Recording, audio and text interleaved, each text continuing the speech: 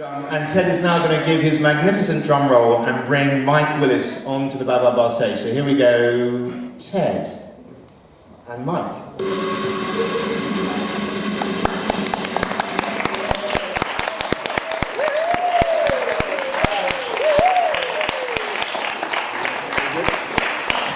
How are you guys doing? Yay! Hold on.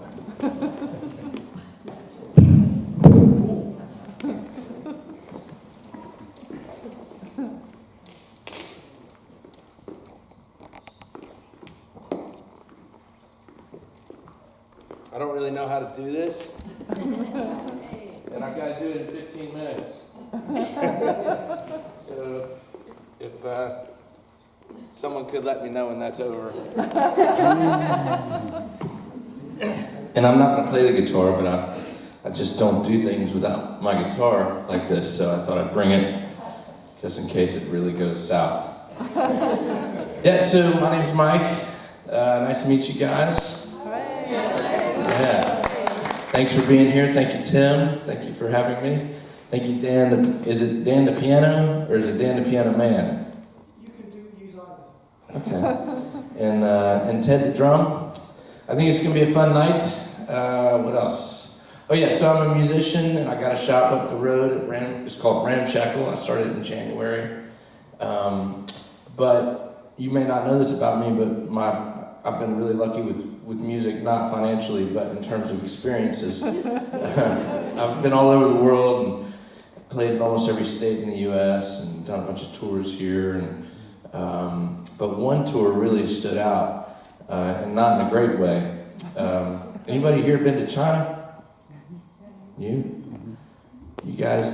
Well, I was an American idiot in China one night. It was 2012, I think. And so we went. We had this gig. I was in a band called Buffalo Rum, and it is kind of funny. Yeah. It was terrible. It was a horrible band, and I joined them because they needed a third member, and the other guy quit. And so we got this great. But one thing about them was they had really great connections. So we got this great gig. It paid more money than I've ever been paid to play music, but it was all being funded by a Chinese company that makes milk, and they were doing a huge PR campaign to make people feel good about them, because I found out later that they had killed a bunch of people because they had like lead in their milk. Oh dear. Fucking great.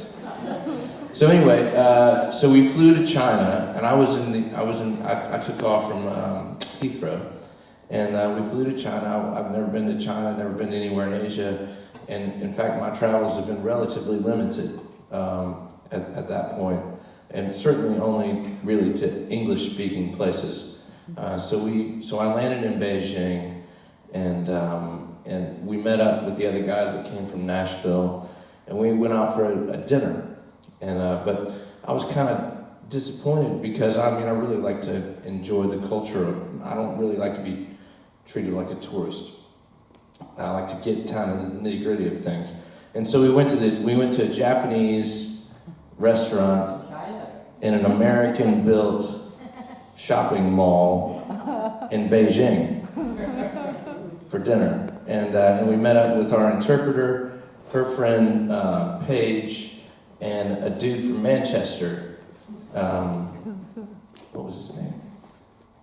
Anyway, he was living there working in the financial industry. So it was me and my two bandmates and those three. And we finished dinner, and the American guys were tired because the way the jet lag worked, it wasn't good for them. But I was ready to party, and I was only in Beijing for one night. So I was like, well, clearly we're not going back to the hotel after eating dinner in an American shopping mall at a Japanese restaurant. Let's go see what Beijing has to offer. And so so the two American guys went back to the hotel, and we went out, and we had a great time. We went to all these. We went to this one. Do you know what Hudon villages are? No. Okay, so in China, there's all these sort of like villages, and from the outside, it just looks like gray buildings. You wouldn't even know that necessarily people are back there. It looks like the kind of place you might get just knifed or disappear forever. But actually, when you walk into some of the buildings, it looks like in here. You know, it's like gorgeous hardwood floors and large selections of whiskeys and a live band in the corner. It was really interesting. And so we went bar hopping from place to place, had a few drinks. But anyway, the night sort of started to come to a close, and I'd had enough whiskeys to where I was like, no, let's not end it. Let's keep going. Where else can we go? So by this time we'd met up with a dude from Kentucky and his French girlfriend who is Chinese, also French and Chinese. So you got me, my interpreter, who by the way was not very good at interpreting, Paige, her friend, who was actually pretty okay at interpreting, Wakar, that was his name, the guy from Manchester, and then the dude from Kentucky, we'll just call him Bob, and his girlfriend, who was from France and Chinese. And so we're all, the six of us, and so the guy from Kentucky's like, I know a place we could go, let's go to Mix. And Mix is a dance club, but like a dance club from the 80s. But it hasn't changed since the 80s. Do you guys know, did you know that in China there is no credit? You can't buy anything on credit? And so anyway, and to get a car, you get a license tag, and it's like 20 grand just for the license tag. By the way, if anybody here knows that something I'm saying is not true, I'm only saying what somebody else told me. I don't know that it's not true. I'm not intentionally lying, and for the purpose of my story, it would be very helpful if you would tell me later, or maybe never tell me. So anyway, so anyway, where was I? Yeah, so Kentucky dude's like, yeah, let's go to Mix. And I'm like, that's cool. And so we go to Mix, and we get there, and also there's a luxury tax in China. And so anything that's sort of imported or nice has an additional 30% added, on top of the fact that you got to pay cash. I'm saying all this to say that when we got to Mix, there was ne'er a car in that parking lot that was worth less than $500,000. So I thought that was cool, but what I should have thought is, these are a bunch of fucking gangsters in here. So we go into Mix, and this is where it gets interesting. At this point, I'm as American as I can be. I've been drinking Jack Daniels all night. I'm wearing a hat backwards. I'm wearing a shirt kind of like this and jeans like this and my flip-flops. And so I'm in there, and I'm like, yeah, man, I'm in a dance club in Beijing. Come on, what's gonna happen next? So I go get myself a Jack Daniels. It costs $17. I mean, in Chinese money, you get me, but the equivalent of $17. So I get it. I go to the dance floor, and I start to realize I might be persona non grata here. And this dude walks up to me and gives me a sharp elbow. I'm pretty sure it could be that I bumped into him, come to think of it. But let's just, for the sake of the story, just say he gave me a sharp elbow because he didn't like me, because it stood out, and I was being American. Anyway, I dropped my glass because it was so shocking. I dropped my glass and it fell to the ground. Oh yeah, I meant to tell you this. The floor on the dance floor was amazing. It was like something out of a 1980s strip club. It was lit from beneath, and it was like this sort of plasticky stuff, kind of sticky when you walk up. So anyway, I dropped my $17 Jack Daniels, and I immediately think, well, that sucks. I'm gonna have to spend another $17. So I go to pick it up, and I want to be considerate, because I don't want Chinese people falling over on account of my ice.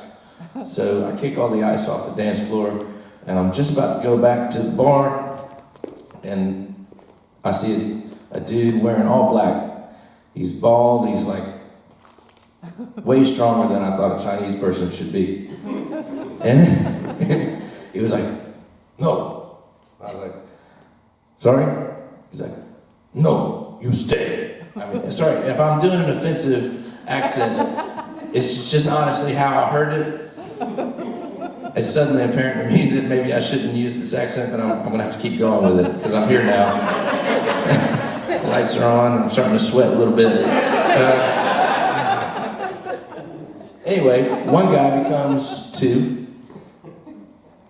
Two guys become five.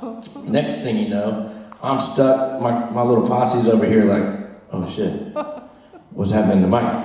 And next thing you know, I'm literally, and I kid you not, this is true, I was 100% encircled by these dudes, and they all looked like kind of, I mean, people that work in a nightclub that run security.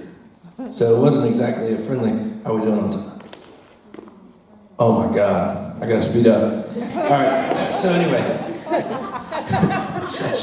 I should have checked in earlier. Where was I? All right, so I'm circled up, right? And they're like, you can't leave. And I'm like, I'd really like to go. And then they're like, no. And so I figure out after a while, they're like, one of the main guys comes over. He's like the manager, and he's like, you have to pay us $3,000. And I'm like, you are shitting me. Why? He said, because you broke the dance floor. But the dance floor was made to look like broken glass. It was a thing. It was literally made to look like, and it wasn't glass. I couldn't have broken it. It's not possible, pretty sure. So anyway, they were like, well, if you're not going to pay, then let's take this conversation to the back alley. At which point the guy from Kentucky, so we got to the back alley, and the dude that initially stopped me, got him right in my face, and he was like saying, you want to hit me, white boy? You want to hit me, white boy? And I was like, nope, don't want to hit you. No, I'm good. I know how this goes. And so, anyway, did you know that if I were to hit him, it was explained to me that I would be issued a citation that would mean that I would have to pay $20,000. And do you know who would get that money? Him. So they were incentivized to try to get me to start a fight with them. Anyway, it got really heated back there. And the girls, to their credit, had a brilliant idea. They put on their camera phones and said, and they basically said, this guy's like super famous in America, and if you beat him up, then you're going to be in trouble. So they started filming stuff, and they started making a big scene. Anyway, they basically said, well, we can either beat him up or we can arrest him. So we chose arrest him. And so the cops come. And I'm starting to panic now. I'm getting arrested in Beijing. And so I get in the back of a cop car, and I'm allowed to I decided not to bring my interpreter. I brought her friend instead. We've covered this.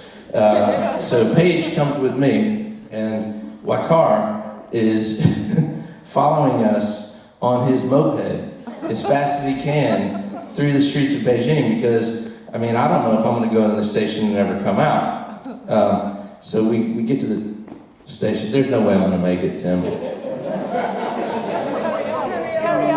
Should we keep going? Hey, sorry, Jane.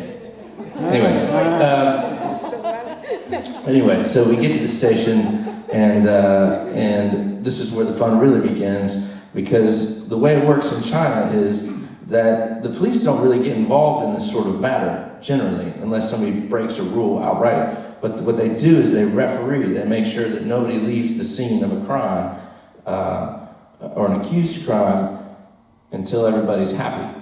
So I'm sitting there, and they're telling me to give them $3,000, and I'm saying no. And at this point, I made a list of people that Paige should call should I go into a room and never come out. And if you've ever made a list of people that Paige should call, I can't come closer to y'all. I think that's because of COVID.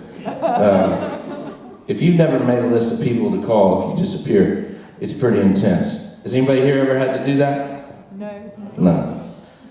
It was not cool. All right, so I make this list. I'm pretty sure that Paige doesn't know what the fuck I'm talking about. And then they come in and they have the USB video footage of me breaking the dance floor. It's conclusive evidence. Everybody on their team is celebrating. It's undeniable. So imagine like a camera from 1985 in a darkened room, shot from about 400 yards away, and that's what you got. So the police chief and all of us are gathered around a 1990s IBM desktop, and we watched this video, and I mean the tension was palpable. And so it plays, and the police chief stands up and says some things in Chinese, and I don't know what the hell he's talking about, but my friend Wakar was like, yeah, he said, you're good to go, you're probably okay, this proves nothing. So we go back downstairs, but they still won't let me go. And I'm like, well, what do we do next? And then these dudes come in from the West Indies, the Caribbean. How do y'all call it, Caribbean or Caribbean? Caribbean. Cool. They come in from the Caribbean, and one of them's in handcuffs. And I mean, I'm panicked, but I'm not handcuffed. And they're just cool as cucumbers. They're talking all Jamaicans. Did this go off yet? Yeah. Cool.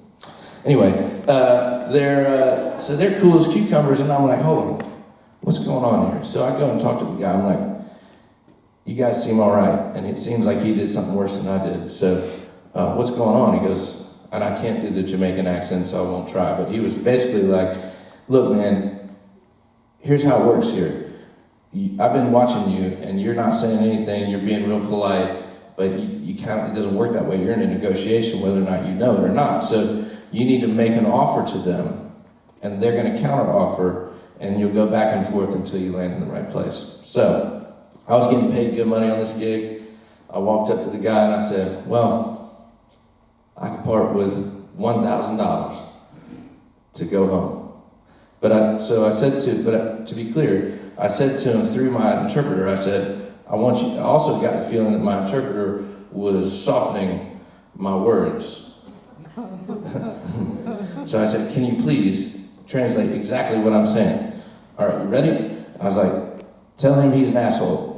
And she's like, no, I don't. Right? Please, just do it. And so she says, and he's like, "Arr!" And I'm like, and tell him, because I'm tired of looking at him, I'll give him $1,000. And then ask him if that's okay. And he says, no, 3. And I was like, all right, well, we're done. So I walk up to the desk at the police station. It's now 5 a.m. And I'm like, so here's the story. This guy wants $3,000. I've offered him 1. I didn't do the thing he says I did. We're not getting anywhere. What happens next? And she's like, well, you can just go. And I was like, I can just go? And at this point, I'd already given them a fake passport number because I didn't want them to know, like, who I was for real. I gave them 1 number missing. How brilliant is that? And so they're like, no, you can go. And so I start to leave, and then I'm like, hold on. These guys just tried to kick my ass in a back alley. Do you think maybe I could get a ride? And they're like, nope. And I felt like, it was a little bit of a setup. So I started to leave, and they started to chase us. And right now, at this point, it's me, Paige, the bad interpreter, and Wakar. All right? So we're all leaving, and suddenly these dudes see that we're leaving, and they're running down the street saying, we'll take $1,000. And I'm like, fuck off. And so we're walking, and then this is where it gets really weird, really weird. So what happened, we were walking 4 across down the sidewalk, 5 a.m, and these dudes keep coming. There's 3 of them now. You got one dude looks like Encyclopedia Brown. Do you know who that is? It's sort of like Harry Potter, but Chinese. And then a couple other smaller guys. All the big brute guys, they gave up a while ago.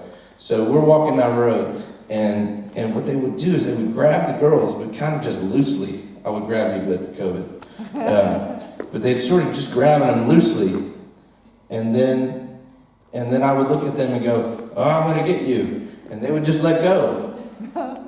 And I mean, I've never been in a fight in my life, so I'm not really that threatening. But I'd be like, I'm gonna punch you in the face, man. And he would let go, and we'd walk 15 more feet, and they'd do the same thing. And I would raise my fist, and they would let go. And so we get to the end of the street, and these taxis come by. We jump in a taxi, and they run up to the taxi, and they tell the taxi basically, look, these guys are fugitives of the police, and if you take them, you're going to be a fugitive too. So he's like, obviously, get the fuck out of my taxi. So we get out, and at that point, the not good interpreter had a great idea. She says, all right, we huddled up. And she says, okay, we're going to need a split up. And I'm like, hold on. What do you mean split up? And she's like, we're all going to run different directions. And I was like, well, y'all can run different directions, but one of you Chinese people is coming with me. And so we agreed that Paige would go with me and the not good interpreter would go with the English guy.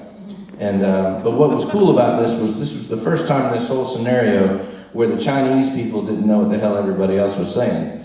And so the joke was on them. So anyway, she's like, all right, 1, 2, and I was like, are we for real fucking doing this? Have you ever been in a situation, I mean, honestly, put yourself in that situation where you've been in a huddle and you break the huddle and run.